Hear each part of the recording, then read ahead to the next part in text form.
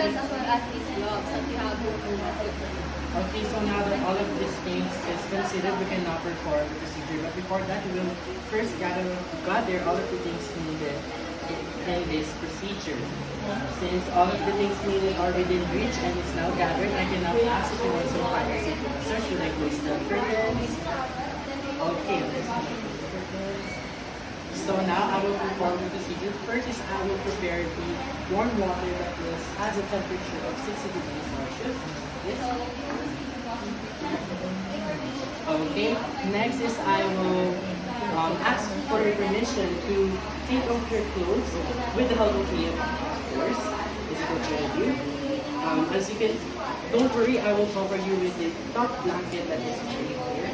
So in taking off the clothes, in taking it off, you have to start first with the unaffected arm, which is the arm without the eye.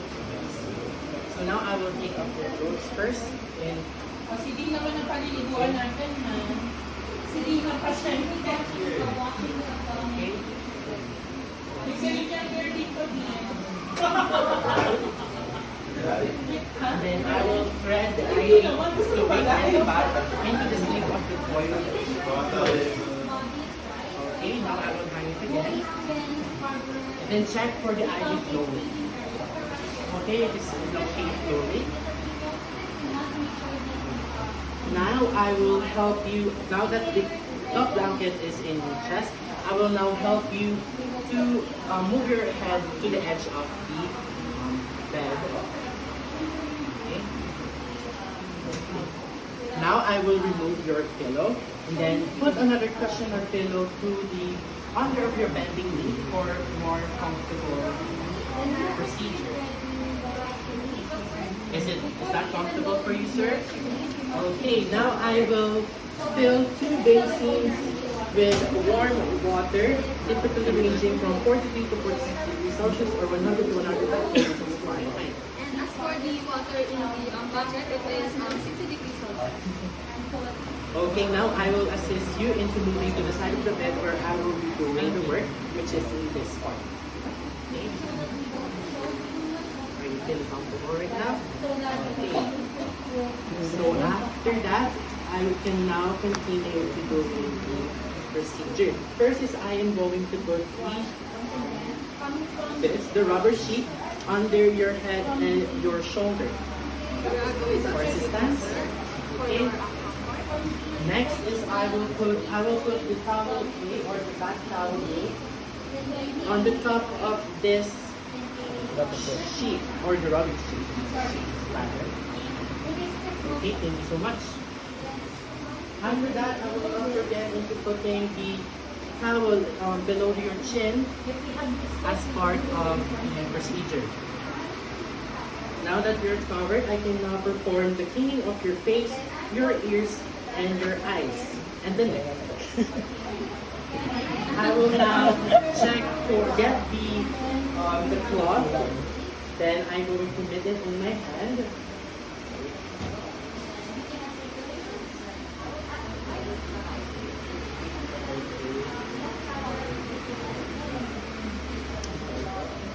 Then I am going to moisten it,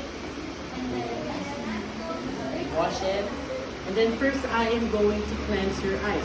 I will do this from the inner to the outer, and I will use the other part of the mitten cloth to the other part of the eye. So permission to clean your eyes, okay, from inner to outer, and then the other part inner to outer. Okay, so now after that I'm going to wash again my cloth or the yes.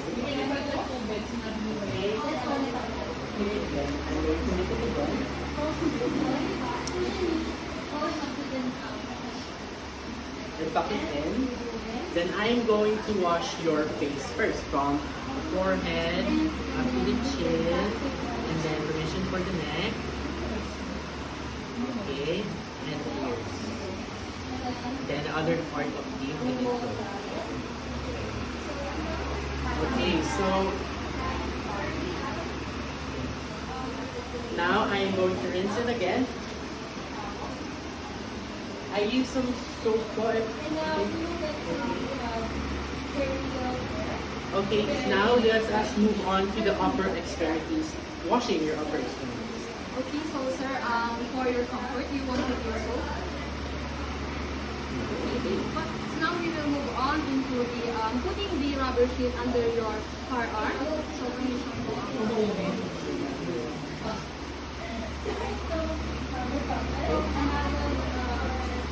Okay, I will move it up to your forearm. Wait a minute.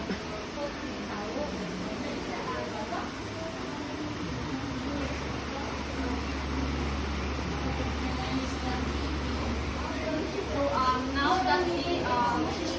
now that the rubber sheet as well as the bath towel is under the forearm, I'm going to knit the sponge now. Okay.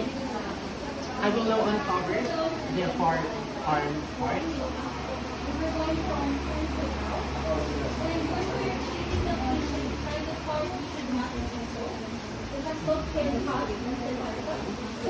Okay, now.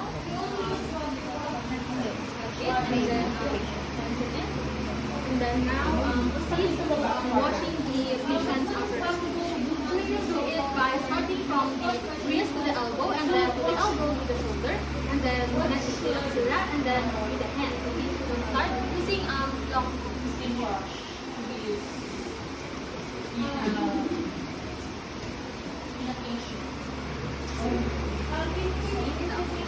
You can wash it again Using one. before putting it or washing it. Water down. We will wash it into the digits because it also contains bacteria that may cause infections or maybe the cause of the spread of microorganisms that we don't want. Now I will dry it in a digit. Now I will dry it using the towel. So dump it. Make sure that it is dry. Dry enough for the patient's comfort. And now we will do the same procedure with the near arm. So we will move the rubber sheet. Patanggal yung pilik na ganan. And then on the other side.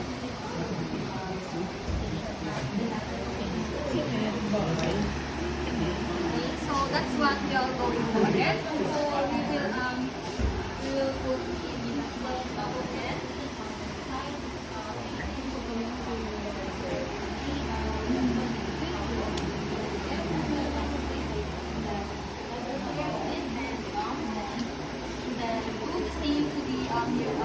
Starting again from the wrist to the elbow, and then to the elbow to the shoulder, and then the axilla, and then the last. Using long strokes again. So axilla, and then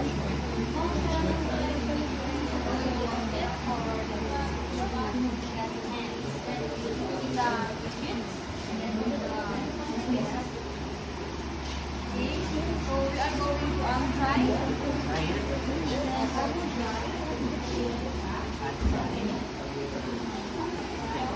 And we will now remove the rubbing sheet and the towel and cover it with. So now let us now move on to the chest and the abdomen. First is I'm going to put the rubbing sheet and towel under the upper trunk. First is the rubbing sheet.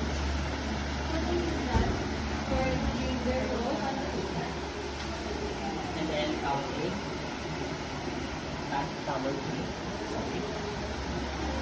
Okay. I will also put another bath towel B into the chest of the patient and removing the top blanket.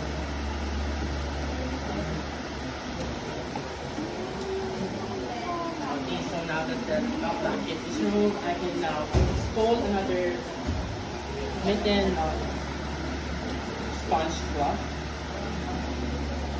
Tuck it in. Okay. Wash it again.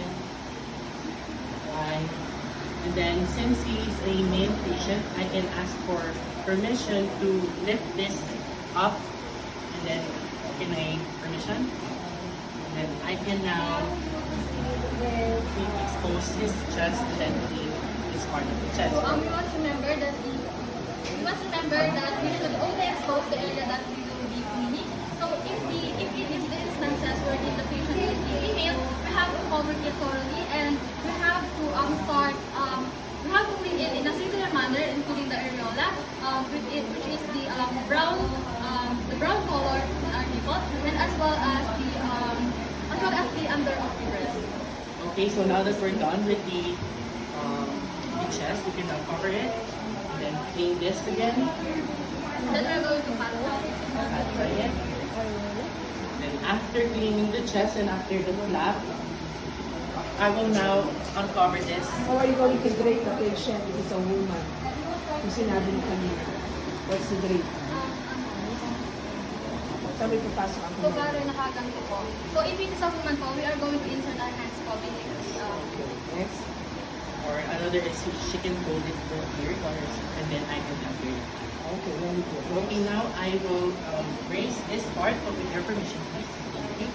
To expose the abdomen, and then I can now clean it.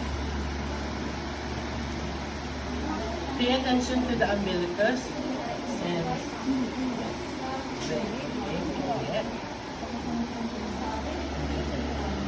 okay, so now I will pat dry it using the towel piece. Then I will cleanse it. Okay. So now that we're done, we can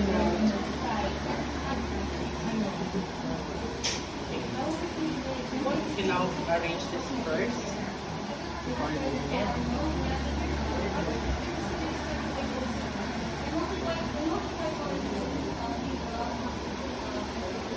Now we will now move on to the lower extremities. So, before moving on to the lower extremities, we must change the water first. Yes, correct. Now we will now move on to the lower extremities. First is, of course, the fore leg. We will remove first the rubbing sheet, top blanket, and then put the rubbing sheet and the top blanket to the fore leg. Permission? Okay, and then put the pillow on the opposite side of the leg for more comfortable procedure. What?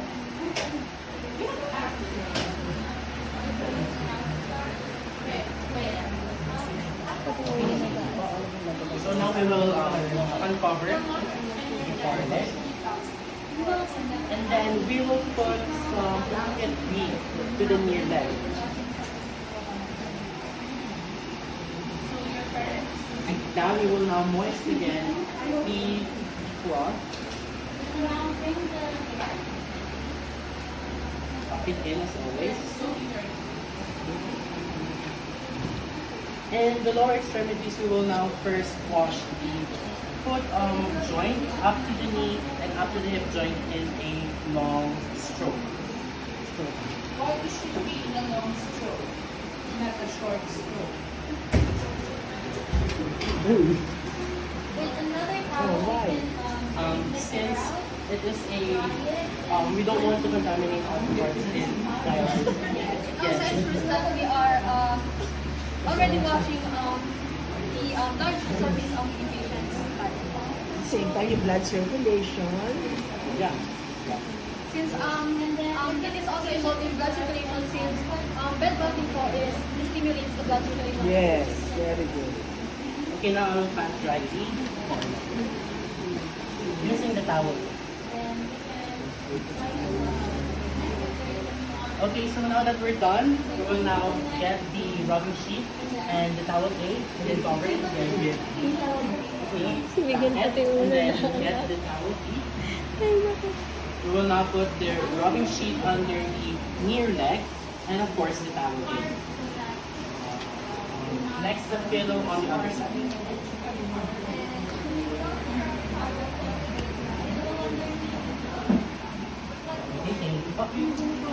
Now we will now uncover the near leg. We will cover the far leg with the towel. Okay, so now I will then again moisten the sponge flower. I'll see you next. Paint wash. Then, footlet. Yay! Bye-bye po, ingat! And then you put the logo.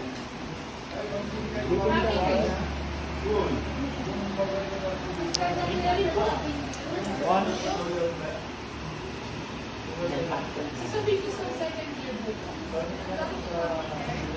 Okay, so now that we're done, we can now get the rubber sheet again and the towel aid. And then cover it again. And then get the pillow. So now we will move on to the back and the bottom. So we are going to turn the patient into a comfortable position with his back facing upward.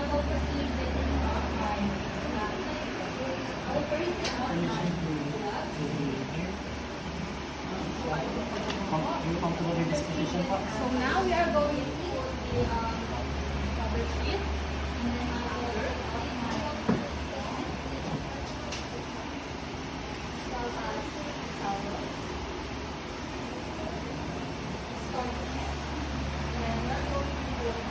another towel to cover back. Then we are going to and now we can see the document in the procedure. What are the things that you need to document? Wipe the patient. So now we can uncover the back, and then we're going to clean it using this tool. It can be either horizontal or vertical. It can have patient body sheet. So we can also clean it right here. So now, pat dry using our Important to document what now we are going to remove the health record ka agad.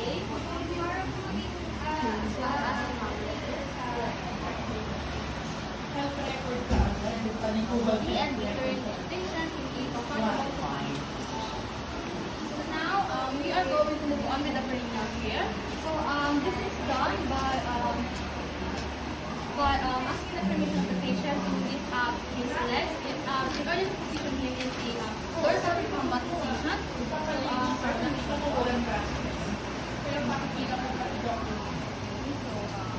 We are going to put a rubber bit.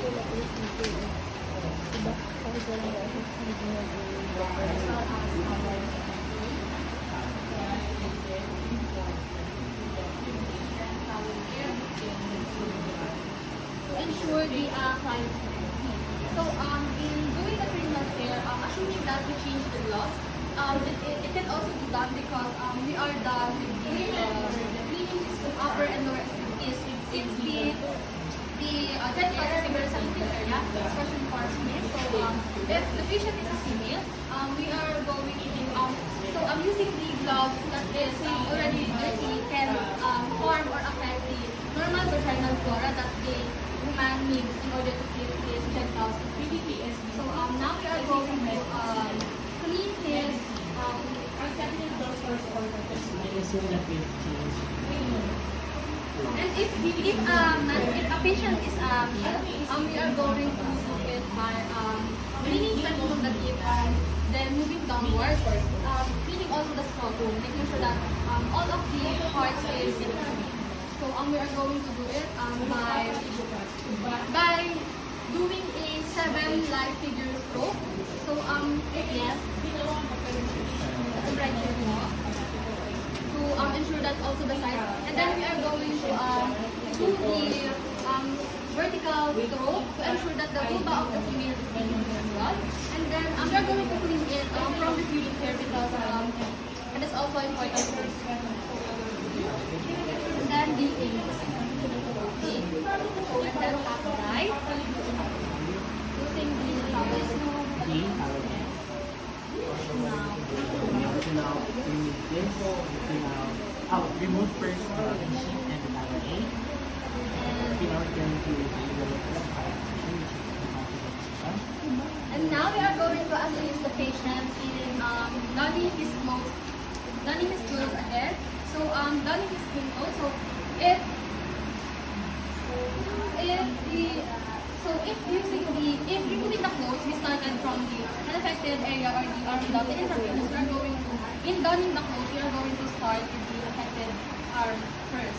Now I'm going to get the IV, then hold it here. Okay. So now that this is spread from the tubing in the bag, I can now ask for the patient's hand, insert it, then hang it. Then So as we hang the IV fluid, we are going to make sure that it is still intact, or the speed that is prescribed by the doctor is still perfect or correct. yes. So next we are going to make sure that the bed is in a tidy position, and to make sure that the walang sir are not comfortable. I'm comfortable with this. So do you feel refreshed? Okay, so now we are going to with the hand washing and the hair washing and the shampoo. So we are going to do it by Rubbing sheet. rubbing sheet. I'm gonna go there. Ay, ano, very Permission. as well as towel.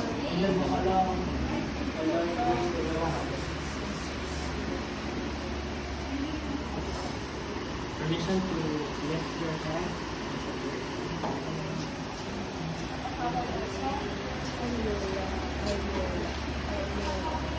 To ensure that it is not getting wet. And then we are going to form a funnel shape right here. This is positioned like this.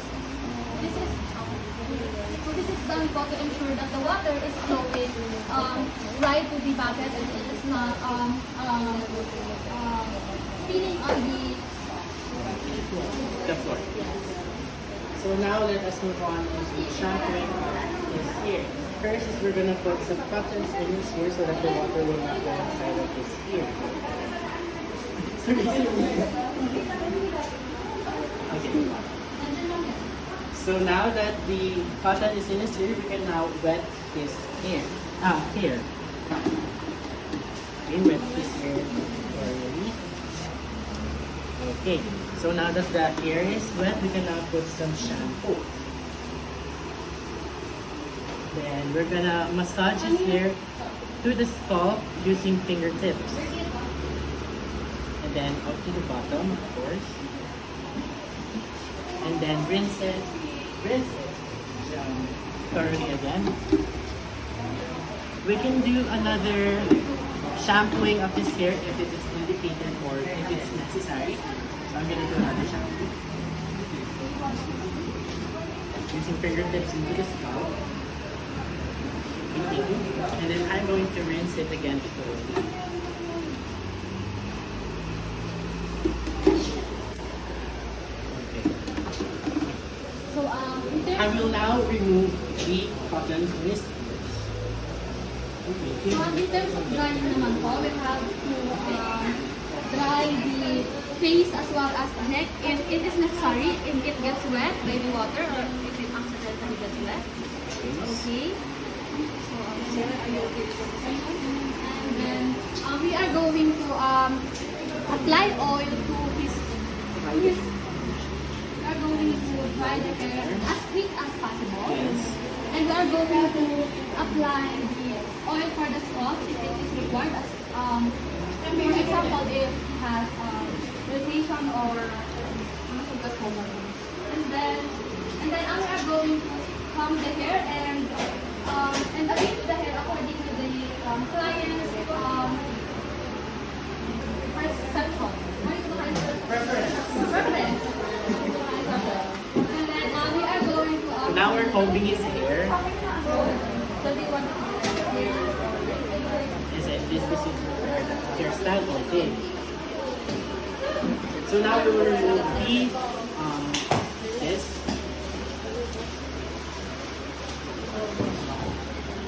now we're going to remove the towel cream. And the rubbish sheet. So now we are going to make sure that all the materials that we use, especially especially disposable ones are being disposed. So these were some pills.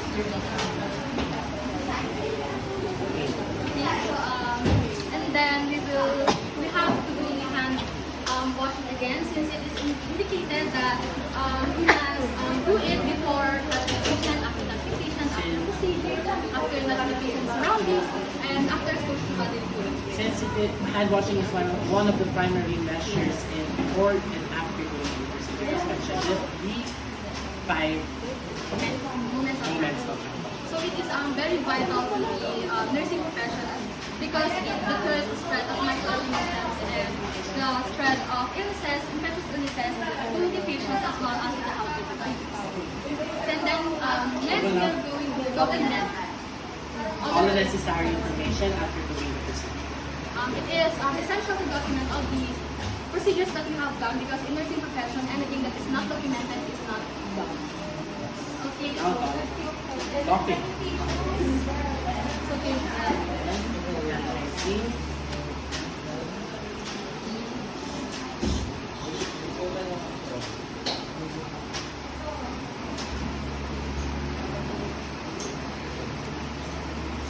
So that's all. Thank you for cooperation.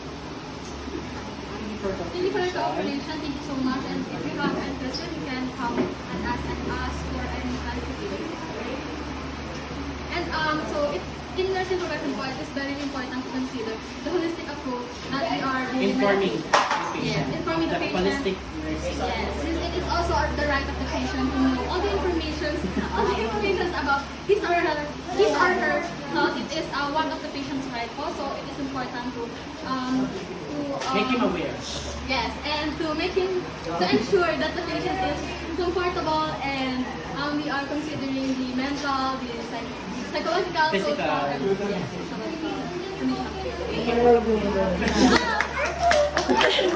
Thanks so much.